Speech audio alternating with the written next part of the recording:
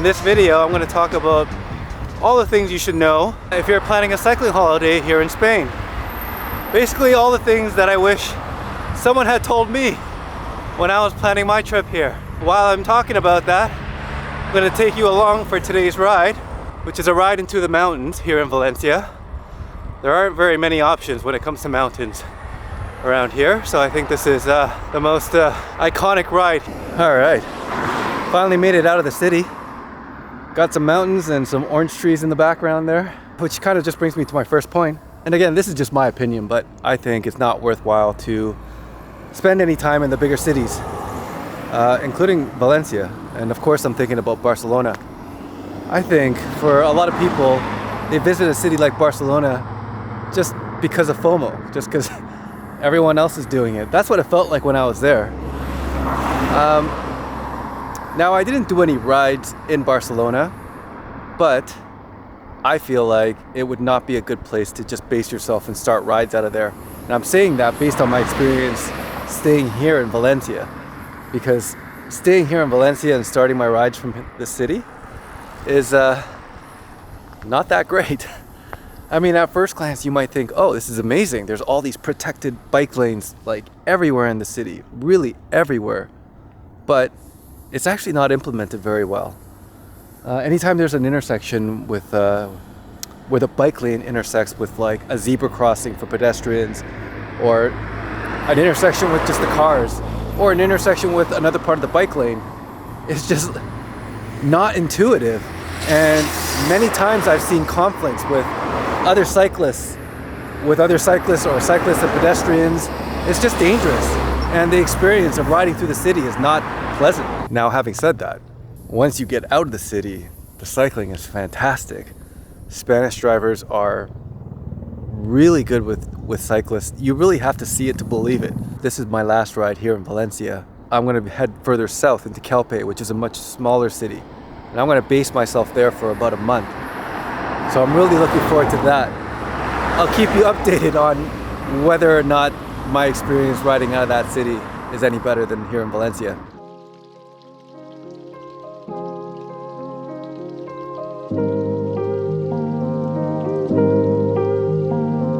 You know, just further to what I was saying about the drivers here in Spain, I mean, a lot of times I find myself on these really narrow roads, and it might be like a 2 or 3% incline.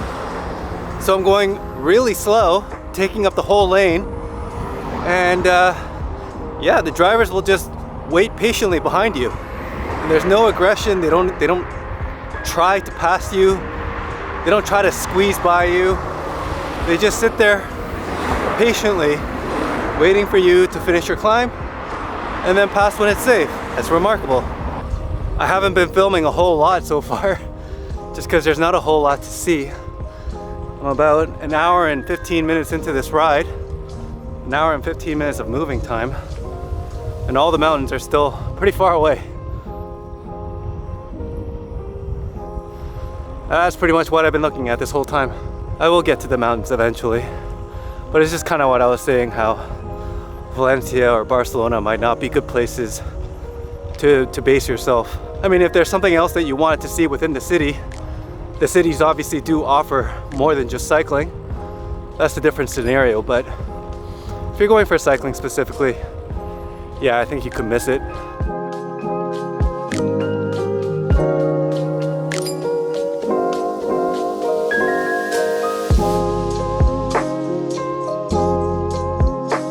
You know, having said all that, there is a cycling community here in Valencia, and I'm sure in Barcelona as well.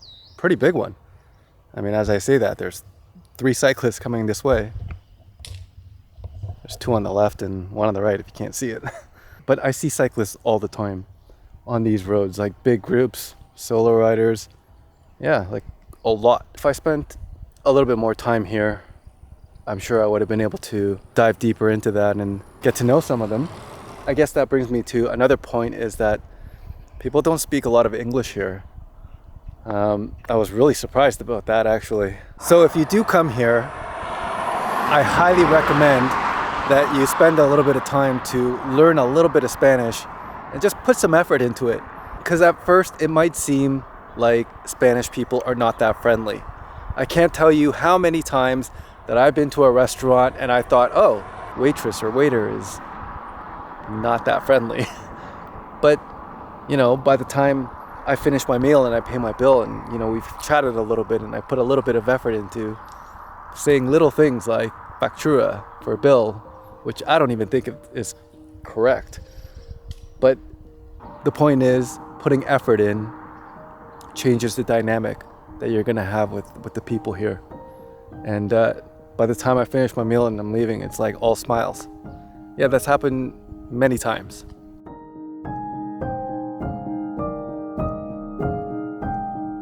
I've just stopped here so that you can see these oranges and see that they are in fact oranges. I kind of missed the season. In about 1 month, these will be ready and they'll be bright orange, not green. At first, I couldn't actually see any of the orange trees. I was like, where are the orange trees? You just can't see them because they're all green at the moment.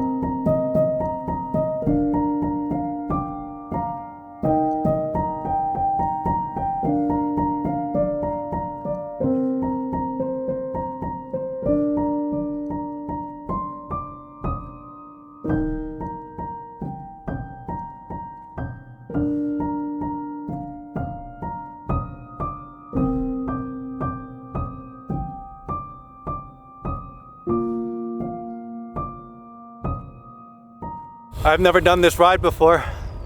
I'm seeing all this for the first time. It's beautiful. Also, look how amazing the weather is. Every day I've been here in Spain, this is what it's been like. It's a little chilly in the mornings, maybe about 14, 15 degrees. But by the afternoon, it's just clear blue skies and hot. It's 26 degrees right now. Perfect.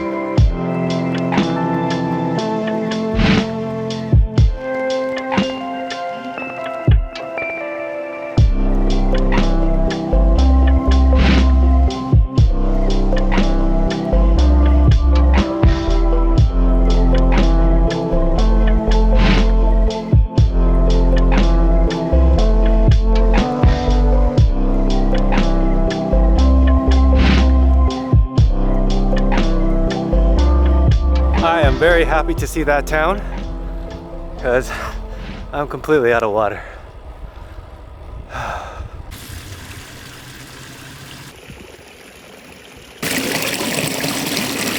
So I saw that guy filling up his water bottle, so I did the same. I took a sip already, but then I saw that sign. Oh well, I only sipped a little bit.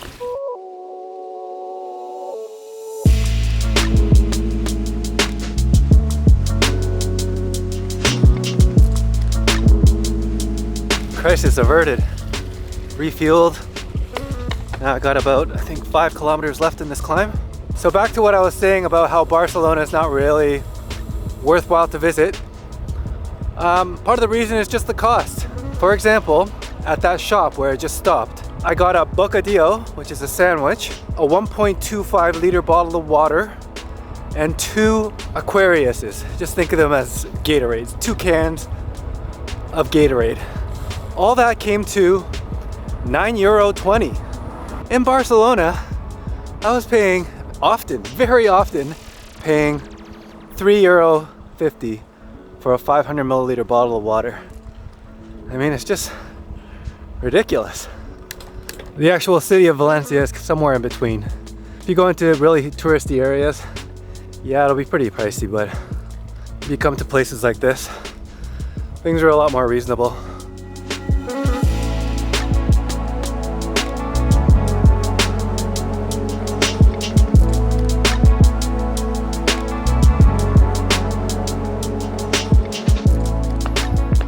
For some reason, Climb Pro did not kick in for this climb. I mean, it was like almost a 10K climb. I don't know why it didn't kick in, but I think this is the top.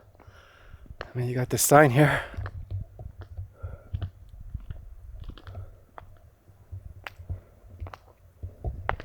Well, you know what that means.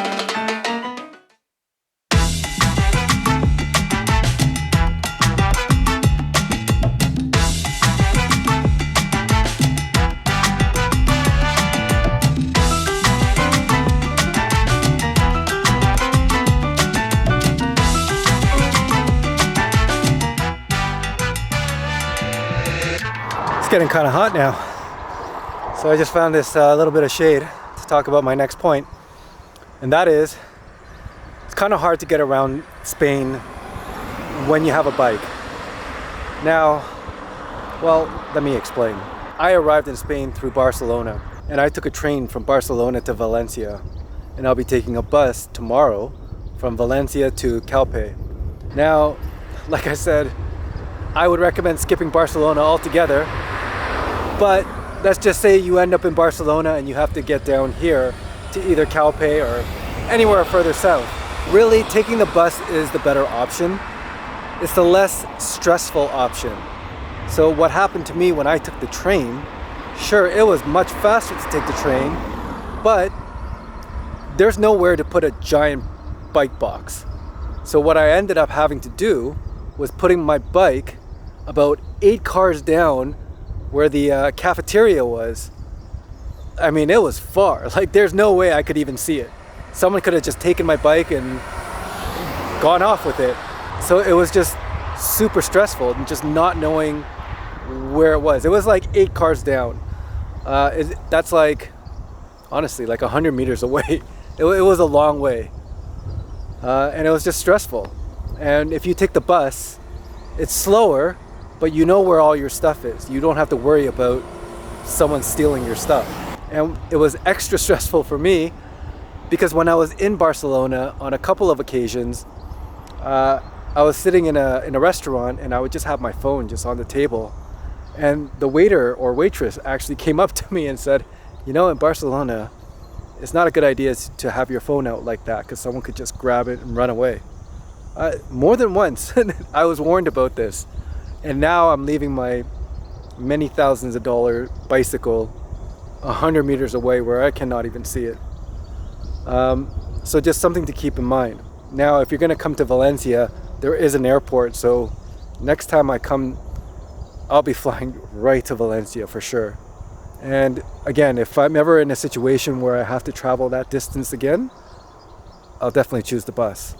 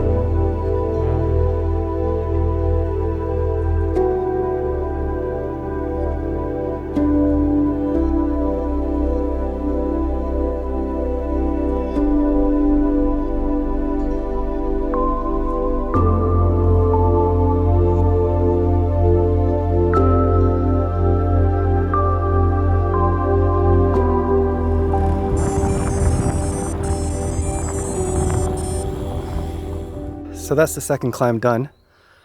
Both those climbs are really nice. Max gradient is about 8% and average is probably around 4 or 5. And another thing about both those mountain passes is that it was super quiet. I mean, you can see there's like hardly any cars, and the ones you do see, again, the Spanish drivers here are so good. Got a nice little descent now, and I'll be back in Valencia, in the city.